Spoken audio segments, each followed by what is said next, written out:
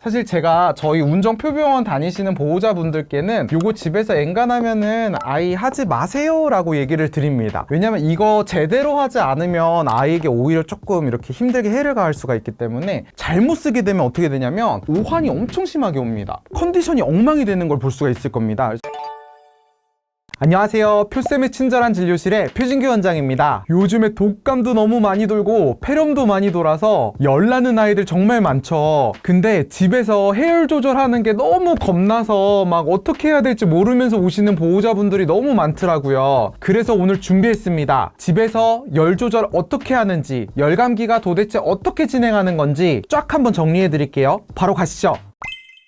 여기에서 어떤 바이러스나 세균이나 뭔가에 노출이 돼서 슉 하니 코 안으로 들어와서 바이러스가 요 비인두강 안에 감염을 일으켰다 이러면 보통 기침 콧물이 나는데 아이들은 요 머리 쪽에 있는 뇌에서 체온을 조절하는 중추가 있어요. 이렇게 감염이 되게 되면 여기 체온 조절하는 중추가 영향을 받아서 몸에 있는 전체 염증 반응과 함께 몸의 체온을 올리게 되어 있습니다. 그래서 특별하게 조금 센 균들이 감염이 되면 몸이 반응을 더 많이 해서 체온이 더 많이 올라가는 거고, 약한 콧물 감기균 같은 경우에는 체온은 안 올라가고 기침 콧물만 유발하는 것이죠. 대부분 아이가 열이 난다 그러면 거의 뭐가 걸렸다고 보시면 됩니다. 이게 뭐 추운 데를 나갔다거나 옷을 잘못 입었거나 환경의 변화 때문에 열이 나는 경우는 극히 드물고, 대부분의 경우에는 뭔가 바이러스나 균에 걸려서 뇌에 있는 체온 조절 중추가 반응해서 몸에서 열이 나는 거다 라고 생각하시면 됩니다. 그러면 이렇게 열이 날 때 아이가 열이 어떻게 날까요? 이 과정을 조금 알고 계시면은 열감기를 이해하기가 굉장히 편합니다. 정상 체온이 몇 도인지 아시나요? 36.5도입니다 36.5도에서 아이가 뭐 요렇게 체온이 왔다 갔다 하고 있겠죠. 여기에서 바이러스가 요때 빵 하니 들어옵니다. 그러면 몸 안에서 잠복기를 거쳐서 균에 따라서 잠복기가 일주일인 애도 있고 뭐 며칠인 경우도 있습니다. 열이 확 나기 시작하는데, 많은 수의 바이러스가 처음에 요 온도가 37.8도 요 정도를 찍었다가 또 내려갑니다. 또 오후에 또 올라가서 저녁부터 제대로 열이 납니다. 38도? 그랬다가 내려갔다가 또 한참 괜찮다가 또 열이 납니다. 열은 보통 올라서 계속 38도 이상을 유지하는 경우가 잘 없고, 이런 파동 모양을 그리면서 찍었다가 괜찮다가 이 과정을 보통은 다 반복을 하게 됩니다. 저희가 그 중에서 발열이라고 정의하는 것은 38도 이상을 열이 났다라고 하는데, 먼저 아셔야 되는 게 용어부터 조금 진료 보실 때도 통일을 하시는 게 좋아요. 요 38도의 열이 24시간 동안 계속 없어요.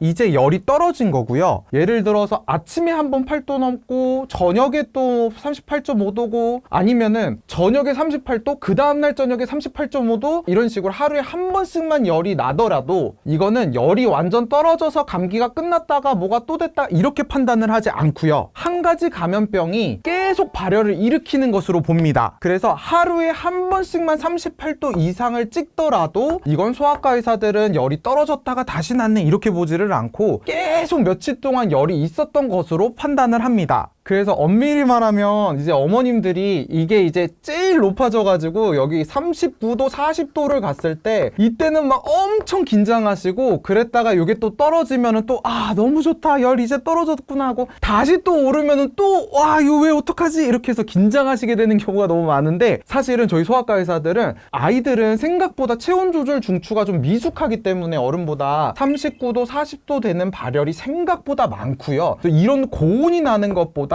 사실은 아이의 컨디션이라든가 열의 기간 이런 거를 더 중하게 생각하는 편입니다. 그래서 열이 너무 올랐다고 의사들은 너무 겁내지는 않고요. 반면에 또 열이 달 떨어졌다고 해서 좋아하지도 않습니다. 왜냐면 이따가 또 날 거니까. 이런 식으로 열은 항상 집에서 날 때 파동 모양을 그리면서 난다. 물론 예외도 있습니다. 요새도는 독감 같은 경우에 처음에 급성기 때는 거의 파동 없이 계속 열이 나기도 합니다. 계속 날 수도 있지만 대부분의 열감기는 보통 오르락내리락 오르락내리락 하면서 며칠 동안을 요거를 반복을 한다. 요 열감기의 경과를 좀 알고 계시면 아주 좋습니다. 그랬다가 이렇게 막 무지막지하게 열나던 감기가 어떻게 끝나게 되는지 아시나요? 약을 의사가 잘 써가지고 이걸 탁 끝내버릴 수가 있을까요? 그렇지 않고 제가 항상 강조드리는 대부분의 균들은 바이러스성이기 때문에 시간만 지나다 보면 39도, 40도 찍던 열이 38도를 찍다가 열과 열 간의 간격이 점점 벌어집니다. 이번에 37.5도 찍다가 37.3도 찍다가 이런 식으로 해가지고 점점 간격이 벌어지고 최고 온도가 점점점 떨어지면서 자연스럽게 바이러스가 몸속에서 사라지면서 감기가 끝나게 되는 것입니다. 그러면 감기 바이러스의 이제 경과에 우리 엄마 아빠는 집에서 아이를 어떻게 대처를 해주면 완벽하게 대처를 하는 것일까요? 첫 번째로는 해열제를 잘 쓰셔야 됩니다. 먼저 해열제를 쓰는 것은 이제 38.0도부터 초하는 열이 난다고 그랬었잖아요. 되게 쉽습니다. 38도를 아이가 오늘 딱 찍었다 그러면 해열제, 8.5도 찍었다 해열제, 쟀을 때 또 올라왔다 해열제, 이런 식으로. 그런데 얘가 7도 8이다 해열제 안 먹이시는 겁니다. 그랬다 기다리다 보면 내려갔다가 또 올라가면 38도 열 나면 먹이고,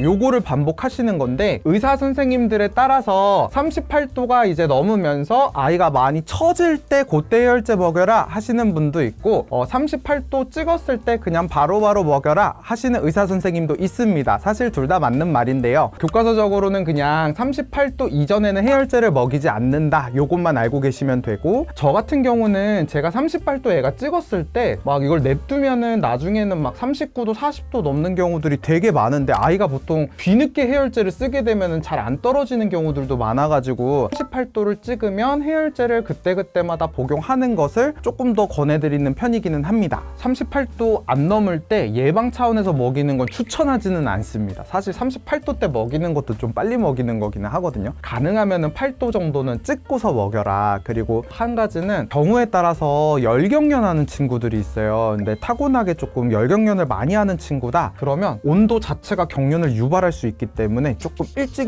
대처를 해줘야 될 수 있습니다. 그래서 그런 경우는 경우에 따라서 37.5도가 넘어가면, 그것도 너무 빨리 주진 않아요. 그래서 7도 때에 바로 먹이고 그러실 필요는 없고 37.5도가 넘어가면 해열제를 쓸 수 있다 정도입니다. 그래서 해열 조절은 집에서 해열제를 구비를 해 놓으시고 요렇게 딱딱 열이 날 때마다 한 번씩 먹인다. 혹시라도 열이 너무 안 떨어지고 계속 고열 상태를 반복하고 있다고 하면 최소 간격 사이로 계속 해열제를 먹이면서 밤을 지새는 것입니다. 그러다 보면 또 시간이 지나면서 간격이 생기게 되고 점점점 열이 떨어지게 되는 것입니다. 그래서 조금 더 자세히 설명드리면 요 해열제는 크게는 아세타미노펜 계열과 브루펜 계열 두 가지로 나뉩니다. 아세타미노펜 계열은 타이레놀도 있고 빨간 챔프도 있고 등등등, 이제 약의 성분을 보시면 거기에 딱 아세타미노펜이라고 적혀 있는 것들이 있습니다. 그래서 집안에서는 아세타미노펜 계열 해열제 하나와 이부프로펜 계열 하나를 가지고 계시면 되는데, 요게 뭐 맥시부펜, 덱시부펜 이런 식으로 붓자가 들어가는 거, 대부분의 붓자가 들어가는 거가 다 브루펜 계열이라고 보시면 되는데요. 요것도 살 때 한 번씩은 그래도 이부프로펜 계열인지만 확인을 하고 사시는 게 좋습니다. 그래서 각각의 정량을 아이 체중에 맞춰서 딱딱 알고 계신 다음에 그거를 이제 어떻게 쓰시는 거냐면, 복용 방법이 두 가지가 있습니다. 하나는 단일 복용, 두 번째가 교차 복용법. 사실 이것도 얘기가 많을 수가 있는데 단일 복용을 무조건 해야 된다, 교차 복용을 무조건 해야 된다, 사실 그런 개념은 아니고 요 원칙만 지켜가지고 잘 해주시면 됩니다. 단일 복용법은 뭐냐면 말 그대로 아세타미노펜이나 브루펜 중에서 한 가지만 딱 선택을 해서 그것만 쓰는 것입니다. 단일 복용을 할 때는 주의점이 한 가지 약을 최소 간격 4시간으로 먹이는 겁니다.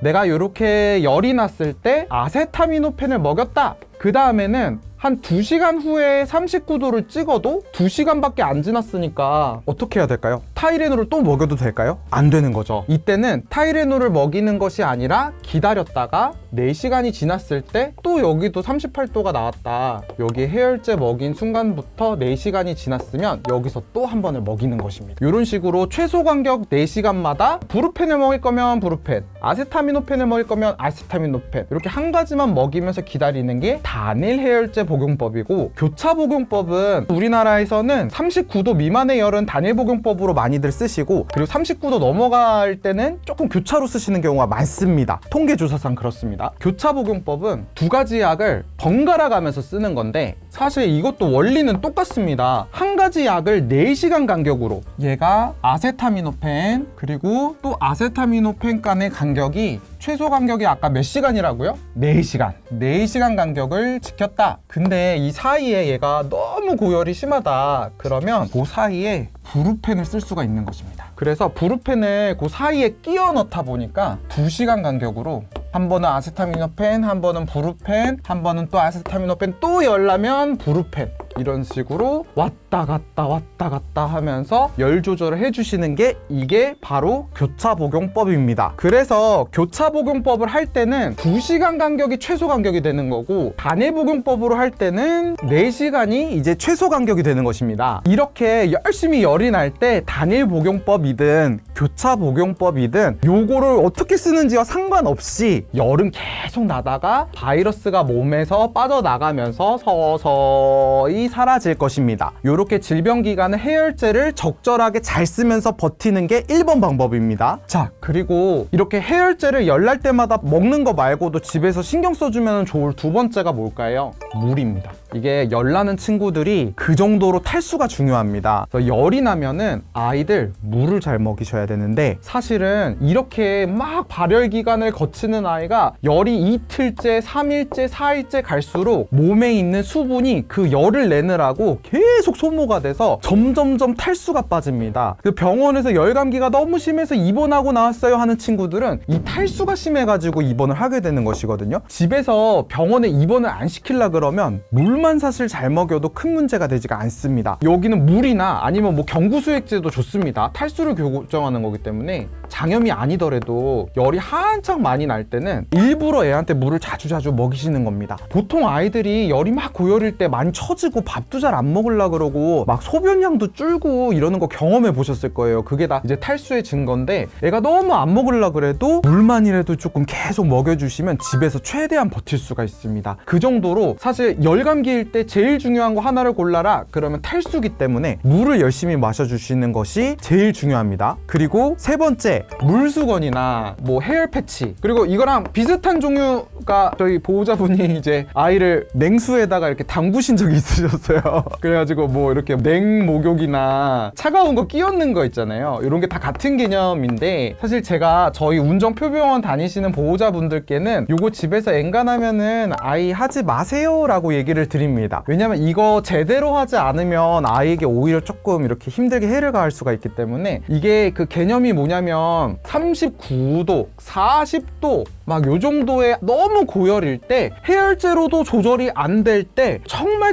심할 때 단기간으로 주변의 온도를 떨어뜨려 주면서 아이의 체온을 같이 떨어뜨려 주는 것입니다. 근데 이거를 잘못 쓰게 되면 어떻게 되냐면, 애가 39도를 예를 들어 찍어서 헤어 패치를 붙이고 얘를 막 찬 수건을 갖다 댔어요. 근데 그 아이가 좀 있으면은 이제 열이 좀 떨어지거든요. 근데 이때도 헤어 패치 계속 붙이고 그 다음에 수건도 계속 하고 있겠죠. 그러면 이때 아이가 어떻게 되냐면 오한이 엄청 심하게 옵니다. 또 오한이 언제 잘 오냐면 고열이 오르기 직전에 또 오한이 옵니다. 체온이 막 오르려 그럴 때 보통 몸이 막 떨면서 반응을 하는데, 얘 열 많이 나니까 오한 와도 이제 계속 이렇게 차갑게 해줘야 돼 하면 아이가 이제 입술이 새파래지고 막 몸이 막 부르르 떨리면서 컨디션이 엉망이 되는 걸 볼 수가 있을 겁니다. 그래서 이게 주변에 있는 온도로 자꾸 떨어뜨리려고 하면 이렇게 고열일 때 잠깐 동안에는 효과가 좋지만, 혹시라도 애 컨디션이 안 좋을 때 들어가면 아이 컨디션이 더 바닥을 치기 때문에 가능하면은 집에서는 해열제로 조절해 주시고 물 많이 먹이고, 물수건이나 뭐 헤어 패치나 냉목욕 같은 거는 특히나 너무 어린 개월수의 아이들한테는 루틴하게 열난다고 그냥 바로바로 하지는 않는 것이 좋겠습니다. 제가 그래서 이걸 쓰지 말라고 많이 말씀드리는데, 제대로 쓰는 방법을 좀 알려드릴게요. 쓸 거면 어떻게 쓰냐면은 적어도 39도 이상일 때 쓰시는 걸 추천드립니다. 38도일 땐 쓰지 마시고 39도가 넘는 고열이 나왔을 때, 40도, 39도 막 이럴 때, 아이가 오한이 없을 때, 그때 잠깐 동안 패치를 붙이거나 아니면 물수건을 해가지고 해주고 아이가 열이 좀 떨어지는 대로 바로 그걸 치워주시는 겁니다. 혹시라도 아이가 오한이 막 와버렸다 그러면 오히려 아이가 너무 추워할 때는 따뜻하게 이불을 덮여주시고 나머지 열은 그냥 해열제로만 조절하는 것입니다. 요거는 급성기에 잠깐만 쓰는 방법이라는 거 그거만 알고 계시면 되겠습니다. 그래서 너무 제가 속상한 게 이제 부모님이 우리 애가 저도 제 딸들 열나면은 너무 속상하거든요. 얘가 막 낑낑거리고 있으니까 뭘 해도 해주고 싶은 마음에 일단은 막 일단 물부터 하고 애한테 뭘 잘 해주려고 하는데 아이가 점점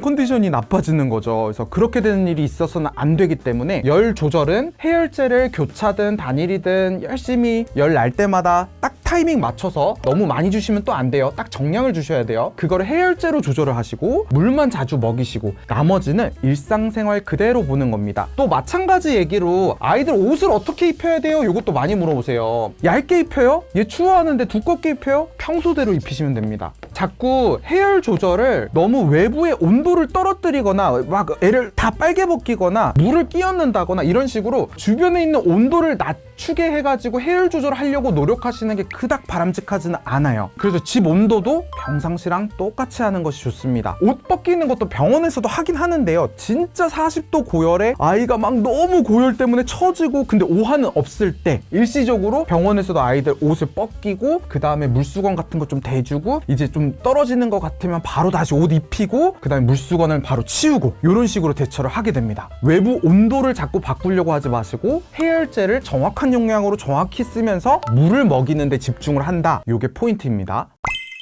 자, 제가 간략하게 요새 열나는 친구들이 너무 많아서 집에서 관리하는 가장 바람직한 방법을 알려드렸습니다. 어머님께서 꼭 기억하셔야 되는 게 이제 해열제를 적절하게 사용하는 방법, 그리고 수분 보충 열심히 하는 거, 외부의 온도를 떨어뜨려서 조절하는 건 가능하면 하지 말고 진짜 심할 때만 잠깐 동안만 한다. 그것만 알고 계시면 완벽하겠습니다. 이상 표쌤의 친절한 진료실의 표진규 원장이었습니다. 안녕.